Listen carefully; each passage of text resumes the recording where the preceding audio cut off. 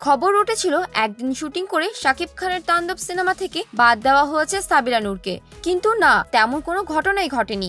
যদিও সেই সময় সবাই চুপ ছিল, অফিসিয়ালি কেউ জানাননি কিছুই। সাবিলা নূরের বাদ পড়ার খবরে রেশ কাটতে না কাটতেই সামনে আসে আরো একটি খবর। এটিও শাকিব খানের সিনেমা থেকে নায়িকার বাদ পড়ার খবর। আনঅফিসিয়ালি জানা যায় তাণ্ডব থেকে বাদ পড়ে নিদ্রা দে নেহা নামে আরো এক নায়িকা। তার বাদ পড়ার কারণ প্রযোজনা প্রতিষ্ঠান থেকে জানানোর আগেই তিনি নিজেই জানিয়েছেন এই ছবিতে যুক্ত হওয়ার বিষয়ে।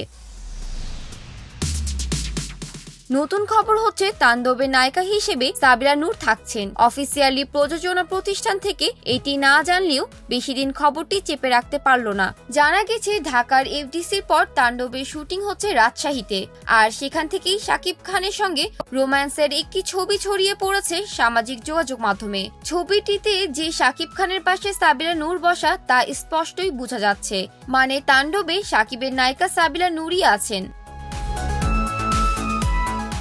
সিনেমাটির মাধ্যমে রূপালী পর্দায় অভিষেক হতে যাচ্ছে সাবিলা নূরের। তার মানে আয়নাবাজির নাবিলা ইধিকা পালের পর এবার ক্যারিয়ারের মোড় ঘুরে যাচ্ছে সাবিলা নূরেরও।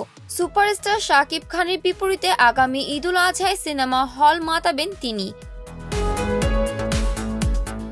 টান টান উত্তেজনা আর অ্যাকশনে ভরপুর তাণ্ডব, এর মাধ্যমে প্রথমবার দেখা যাবে শাকিব সাবিলার নয়া কেমিস্ট্রি। সিনেমা সংশ্লিষ্টদের প্রত্যাশা, প্রিয়তমা, তুফান, বরবাদের পর তাণ্ডব দিয়ে বাজিমাত করবেন শাকিব খান।